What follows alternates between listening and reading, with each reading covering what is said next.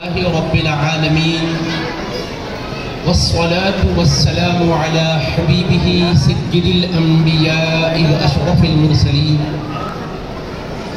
وعلى آله الطيبين الطاهرين وأصحابه الأكرمين الأفضلين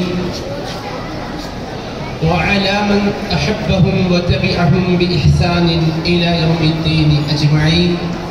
أما بعد، فقال الله سبحانه وتعالى في كلامه العظيم: أعوذ بالله من الشيطان الرجيم، بسم الله الرحمن الرحيم. الرحمن علم القرآن خلق الإنسان علمه البيان. وقال تعالى في شأن حبيبه الكريم: إن الله وملائكته يصلون على النبي يا أيها الذين آمنوا صلوا عليه وسلموا تسليما. اللهم صل على سيدنا محمد وعلى آله وصحبه أفضل صلواتك وعدد معلوماتك وبارك وسلم. بزرگان محترم مکرم حاضرین و سامعین اور پس پردہ سماعت فرمانے والی اپت مآب ماؤں اور بہنوں، اللہ رب العزت کا ہم شکر بجا لاتے ہیں کہ اس نے ہمیں دین اسلام کی عظیم نعمت عطا فرمائی ہے. ہمارے دلوں میں اس نے ایمان کی شمع جلائی ہے جس کی روشنی سے ہماری زندگیاں منور ہیں. اللہ سبحانہ و تعالیٰ کے جس احسان پر بھی ہم نظر کرتے ہیں تو وہ احسان تقاضا اس بات کا کرتا ہے کہ ہم شکر بجا لائیں، اور اس کے احسانات انعامات انگنت ہیں. وما بکم من نعمت فمن اللہ، اور جو کچھ بھی نعمتیں تمہیں ملتی ہے تو وہ اللہ تعالیٰ کی بارگاہ سے ملتی ہیں. اور ارشاد الہی ہے: لئن شکرتم لأزیدنکم، اگر تم میری نعمتوں کی شکر گزاری کرو گے تو میں ضرور تمہارے لیے نعمتوں میں اور اضافہ فرماؤں گا.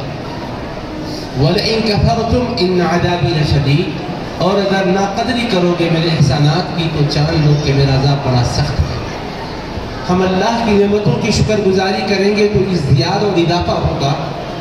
من جملہ نعمتوں کی یہ بھی ایک عظیم نعمت ہے کہ آپ حضرات کے نونہالان اس عظیم بامقصد دینی کورس حاصل کرنے کے لیے مدرسہ ابراہیمی واقع جامع مسجد ابراہیمی قادر باغ میں الحمدللہ زیور علم و عرفان سے آراستہ پیراستہ ہو رہے ہیں.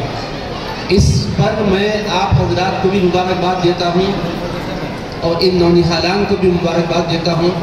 ان کی مشفق و مہربان ماؤں کو اور ان کے کرم نواز والد و سرپرستوں کو بھی، اور بطور خاص مولانا ڈاکٹر عبدالعلیم صاحب حفظہ اللہ کو اور ان کے رفقائے کار کو، صدر صاحب کو اور تمام معاونین کو، کیونکہ یہ مبارک سلسلہ انہوں نے اپنی گناہوں تعلیمی مصروفیات کے باوجود جاری رکھا ہے.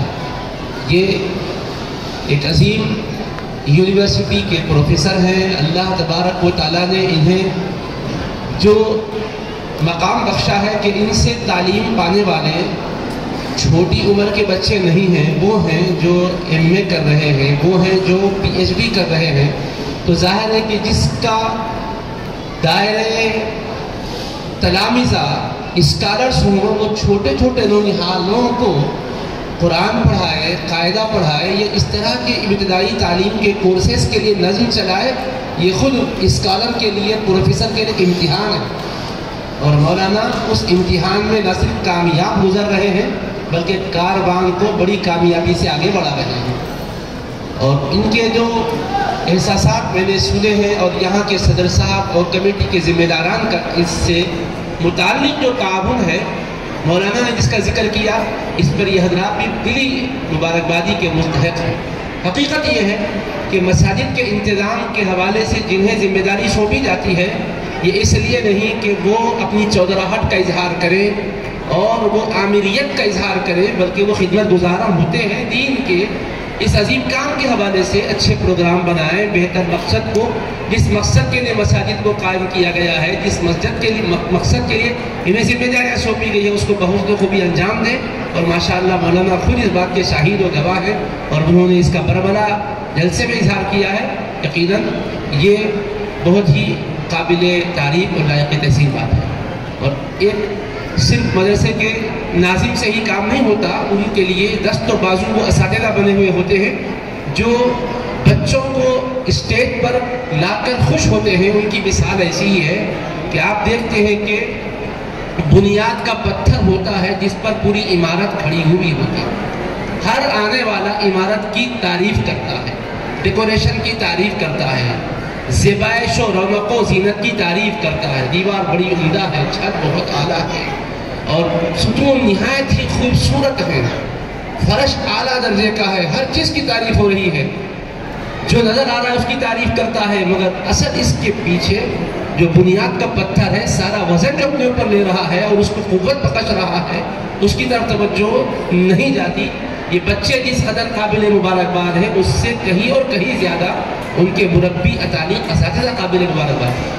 انگریزی میڈیم کے طلباء کو خاص طور پر عربی زبان کے الفاظ پڑھانا، سکھانا، زبان سے کہلوانا اور بلا جھجک ان سے خطاب کروانا، تعلیمی مظاہرہ کروانا، کم عمر بچے جس خوش اسلوبی کے ساتھ بلا جھجک دعائیں پڑھ رہے ہیں، احادیث پڑھ رہے ہیں، اور اللہ کے حبیب علیہ السلام کی سیرت طیبہ کے مختلف گوشوں سے متعلق تیار کیے ہوئے سوالات اور یاد دلائے ہوئے جوابات کو آپ تک پہنچا رہے ہیں۔ کبھی آپ نے اپنے گریبان میں جھانک کر دیکھا بھی ہے، سوچا بھی ہے کہ اتنی زندگیاں آپ کی بھی ہماری بھی گزر رہی ہے، جن چیزوں کو بچے پیش کیے ہیں، اگر یہ سوالات صرف ہم سے ہی برسر عام پوچھ لیے جاتے، ان میں سے کتنے ان کے جواب ہم دے سکتے؟ ہر آدمی اگر اتنا بھی غور کر لے تو اسے اندازہ ہوتا ہے ادارے کی کارکردگی کتنی اعلیٰ ہے۔ یہ چیزیں بچوں کو نہیں، سب کو معلوم ہونے کی ہے، کیونکہ ہمارے رسول اکرم علیہ السلام کی سیرت ساری کائنات کے لیے حضور رحمت بن کر آئے ہیں، تو آپ کی سیرت سب کے لیے اسوہ حسنہ ہے، ہر طبقے کے لیے، ہر حرفے کے لیے، ہر پیشے سے تعلق رکھنے والے کے لیے، ہر فرقے سے تعلق رکھنے والے کے لیے، خواہ اس کی سوچ کا زاویہ کسی بھی سمت اس کو کیوں نہ لے جا رہا ہو، لیکن اگر وہ سنجیدگی سے رسول اکرم علیہ السلام کی سیرت طیبہ کی طرف توجہ کرتا ہے تو اس کو اجالا سیرت طیبہ سے برابر کرتا ہے۔ بہرحال یہ موقع تفصیلی خطاب کا نہیں ہے، میں نے بھی اپنے دلی جذبات کا اظہار کیا ہے، بڑی خوشی ہوئی الحمدللہ۔ اللہ تعالیٰ سے عاجزانہ دعا ہے کہ اس سلسلے علم کو، اس سلسلے فیض کو اللہ تعالیٰ جاری وسعت۔ اب جو بچے دیکھیے آپ 30واں پارہ زبانی یاد کر لیا، یہ بنیادی طور پر دنیاوی تعلیم پڑھ رہے ہیں، ان کی جماعتوں کا بھی اعلان آپ نے سنا ہے ناظم صاحب کی زبان سے، یہ قرآن پاک کو یاد کیے، اس کو دنیاوی تعلیم میں قرآن کہیں بھی ان کے لیے حارج نہیں بنا، رکاوٹ نہیں بنا۔ بسا اوقات ذہنوں میں یہ خیال آتا ہے کہ بچہ حافظ بنے گا تو شاید دنیاوی تعلیم میں جو وہ آگے بڑھ رہا ہے اس میں رکاوٹ آئے گی۔ ہماری ایک سوچنے کی کیفیت ہے، ہمارے ذہن کا ایک انداز ہے۔ دیکھو اللہ کا کلام جب بندہ پڑھتا ہے، اس کلام کی آخرت میں جو برکتیں ملتی ہیں، قبر میں جو برکتیں ملتی ہیں، وہ تو طے ہے، ثواب اپنی جگہ محفوظ ہے، لیکن دنیاوی اعتبار سے اس کا حافظہ مضبوط ہو جاتا ہے، فہم کے دروازے قرآن کی تلاوت کی برکت سے کھلتے ہیں۔ جو بچے قرآن پڑھ رہے ہیں، آپ تجربہ کر کے دیکھیے، جو بچے قرآن پڑھتے ہوئے دین کی تعلیم کو بنیادی طور پر، میں یہ نہیں کہہ رہا ہوں کہ پورا اپنے آپ کو اس کے وقت کر دیں، کیونکہ مدرسے کی ٹائمنگ بھی ایسی نہیں ہے کہ آپ کو مکمل وقت دینا ہے، جز وقتی کام کر رہا ہے، اس طرح سے اس میں اپنے بچوں کو بھیجیں گے، یہ پڑھیں گے تو ان کی اس پڑھائی کے ساتھ ان کی دنیاوی پڑھائی کے ریکارڈ کو اگر آپ دیکھیں گے تو اللہ تبارک و تعالیٰ کے کلام کی برکت سے وہ اپنے دیگر سبجیکٹ میں بھی بہتر کردار ادا کرنے والے ثابت ہوں گے، اچھے نتائج برابر ہوں گے۔ شرط یہ ہے کہ تھوڑا دل میں یقین کی کیفیت بھی ہونا چاہیے، شبہ نہیں ہونا چاہیے۔ اس لیے سرپرست حضرات بھی جانب جو توجہ کر کے بھیج رہے ہیں وہ بھی قابل مبارکباد ہے۔ اور آخری بات، یہ جو اللہ تعالیٰ کا کلام قرآن مجید ہے، اس میں اللہ پاک نے اپنے احسانات کا تذکرہ فرمایا اور ہمیں شکر گزار رہنے کی تعلیم فرمائی۔ ان میں خاص طور پر سورۃ الرحمن، یہ وہ سورہ ہے جو اللہ کے خاص احسانات کے بیان پر ہی مشتمل ہے۔ اسی لیے آپ دیکھتے ہیں اس میں ارشاد ہے فَبِأَيِّ آلَاءِ رَبِّكُمَا تُكَذِّبَانِ، اے انسانوں اے جنوں تو تم اپنے رب کی کن کن نعمتوں کو جھٹلاؤ گے؟ تو مطلب یہ کہ احسانات گنوا کر فرما رہا ہے کس کس کا انکار کرو گے، کس کو جھٹلاؤ گے؟ احسانات کے بیان پر مشتمل اس سورے میں اللہ نے پہلے کون سے احسان کو بیان کیا؟ بس اسی پر میں آپ کی توجہ مرکوز کرواتے ہوئے اپنی بات کو اختتام کرنا چاہتا ہوں۔ الرحمن علم القرآن خلق الانسان۔ دیکھیے پہلے اللہ نے دو احسانات کا ذکر کیا۔ اللہ رحمان جو رحمتیں برسانے والا ہے، بے حد مہربانی فرمانے والا ہے، وہ کون ہے؟ علم القرآن، جس نے قرآن کا علم دیا۔ خلق الانسان، انسان کو پیدا فرمایا۔ علمہ البیان، اس کو ما فی الضمیر کے اظہار کی صلاحیت دی۔ اب اس میں آپ سوچئے اللہ کے احسانات کا بیان ہو رہا ہے تو پہلے کون سے احسان کا بیان ہو رہا ہے؟ کیا کیا؟ اس کو دوسرے نمبر پر ذکر کیا۔ پہلے ذکر کیا قرآن سکھایا، انسان کو پیدا کیا، بیان کرنا سکھایا۔ انسان کی پیدائش پہلے ہوتی ہے یا تعلیم کے حاصل کرنے کا مرحلہ پہلے ہوتا ہے؟ آپ ذی شعور ہیں، بچہ ماں کے پیٹ میں تعلیم پاتا ہے، پھر اس کے بعد یہاں آ کر اس کا اظہار کرتا ہے، یا پیدا ہونے کے بعد جب بولنا سیکھتا ہے، سوجھ بوجھ آتی ہے، تب وہ تعلیم پاتا ہے؟ تو ہمارا مشاہدہ یہی ہے، ساری دنیا اس حقیقت کو جانتی مانتی ہے کہ پیدا ہونے کے بعد پڑھتا ہے، پیدا ہوتے ہی نہیں بلکہ جب پڑھنے کے لائق ہوتا ہے، بولنے سمجھنے کے لائق ہوتا ہے، جو بولے جاتے ہیں اس کو دہراتا ہے، سمجھ بوجھ اس کی کام کرتی ہے، یاد کرتا ہے، تو پیدا ہونا پہلے ہے، پڑھنا بعد میں ہے۔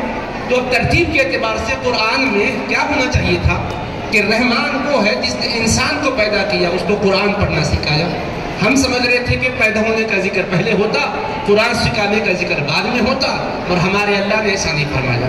ہمارے اللہ نے فرمایا علم القرآن خلق الانسان۔ کئی تفسیریں ہیں، میں وہ تفسیر لی مباحث میں نہیں لے جانا چاہتا ہوں، صرف ایک بات سمجھانے کے لیے کر رہا ہوں۔ علم القرآن، جو کہ ڈاکٹر صاحب نے فرمایا اس جانب آپ کی توجہ مبذول کروائی جائے، انہوں نے اپنی گفتگو میں فرمایا، بس اس مسئلے کی خاطر عرض کر رہا ہوں۔ علم القرآن، قرآن سکھایا، اس کو پہلے بیان کیا، تعلیم قرآن کو پہلے بیان کیا، تخلیق انسان کو بعد میں بیان کیا۔ حالانکہ تخلیق انسان ہمارے مشاہدے میں پہلے، تعلیم قرآن بعد میں ہے۔ ظاہری وجود انسان کا ہوگا تبھی تو پڑھائیں گے، سکھائیں گے۔ یہ بچے پیدا نہ ہوئے ہوتے تو مدرسہ ابراہیمی میں ان کو پڑھایا کیسے جاتا، سکھایا کیسے جاتا؟ پیدا ہوئے، پڑھ رہے ہیں، آ رہے ہیں، جا رہے ہیں، سیکھ رہے ہیں۔ تو تعلیم کا تذکرہ پہلے کیوں؟ جبکہ مشاہدہ یہ ہے، حقیقت یہ کہ پیدا ہو کر سیکھتا ہے۔ تو اس کی وجوہات میں اور مزید تفصیلی گفتگو نہیں کرنا چاہتا۔ اللہ بندے کو یہ سمجھانا چاہتا ہے، بندے میری ساری نعمتیں اپنی جگہ تقاضا کرتی ہے کہ اس کا شکر بجا لایا جائے، لیکن میں تیرے وجود پر بھی قرآن کی نعمت کا ذکر پہلے کر رہا ہوں، یہ سمجھانے کے لیے کہ تو اپنے پیدائش کے مقصد کو اگر پورا کرنا چاہتا ہے تو اس قرآن کی تعلیم سے ہی پورا کر سکتا ہے۔ اس سے بیگانہ ہو کر ڈاکٹر بنے، انجینئر بنے، لائر بنے، دنیا کمائے گا، بلڈنگیں بنائے گا، دنیا کے اندر دولت کے انبار لگائے گا، لوگوں میں اپنی عظمت کے پرچار کروائے گا، پیسے خرچ کر کے سیاحیوں کو ہم خیال بنا لے گا، بڑے بڑے اشتہارات کو اپنے دنیا میں چھپوا لے گا، مگر آخرت کی کامیابی ملے گی اسی وقت، اور تیری زندگی دوسروں کے لیے بھی ایک مثالی زندگی بنے گی اسی وقت جبکہ تیری زندگی میں قرآن کی تعلیم کا نور آئے گا۔ علم القرآن خلق الانسان، تعلیم قرآن پھر تخلیق انسان۔ تو پیدائش کا مقصد اللہ کی بندگی، پیدائش کا مقصد خلق خدا کو فائدہ پہنچانا۔ صرف ہمارا دین، نماز، روزہ، زکوٰۃ، حج چند عبادات تک ہمیں محدود نہیں رکھا ہے، بلکہ پوری انسانیت کے لیے ہمیں نفع بخش بننا ہے، سارے لوگوں کے کام آنا ہے۔ ہمارے رسول اکرم علیہ السلام بہترین انسان کی تعریف کن الفاظ سے کیے ہیں؟ سب سے بہتر انسان وہ ہے جو سارے انسانوں کو فائدہ پہنچائے۔ اللہ کی مخلوق میں سب سے اللہ کا پیارا وہ ہے جو اس کی مخلوق پر مہربانی کرے، حسن سلوک کرے، ان کے کام بنائے، ان کی مشکلات دور کرے۔ تو انسانیت کی خدمت کرنا ہے، اپنے ملک کی خدمت کرنا ہے، دنیا میں بہتر طرح سے ایک ترقی کا ذہن لے کے آگے بڑھنا ہے۔ اس کے لیے بنیادی طور پر بتایا جا رہا ہے قرآن سے اپنا رشتہ جوڑو۔ علم القرآن خلق الانسان۔ اور پھر دیکھیے پیدا ہونے کا ذکر کرنے کے بعد پھر اللہ علمہ بیان کیا، بیان کرنا سکھایا۔ یعنی قرآن کا ذکر پہلے بھی ہے، بعد میں بھی ہے، تعلیم پہلے بھی بیان کی گئی، بعد میں بھی بیان کی گئی۔ کتنی اہم ہے یہ بات، اس کو ہم سمجھ لیں گے تو اپنے بچوں کے سلسلے میں جو سوچنے کا خیال ہے کہ دنیاوی تعلیم کے لیے تو سال ہر سال کی محنتیں ہوں، لیکن دین کے لیے 3 مہینے کا کورس کر لیا بچہ، اب اس کے بعد کیوں بلا رہے ڈاکٹر صاحب بچے کو؟ یہ خیال آپ کے ذہن میں نہ آئے، اسی لیے میں اس کو آپ کے سامنے رکھ رہا ہوں کہ آپ بلائے کیوں؟ ارے 3 ماہ کا کورس ایک چیز سکھایا ہے، لیکن اس سے پورا دین نہیں آیا ہے۔ آپ کے بچے میں الحمدللہ 1 پارہ حفظ کیا بحمداللہ تعالیٰ۔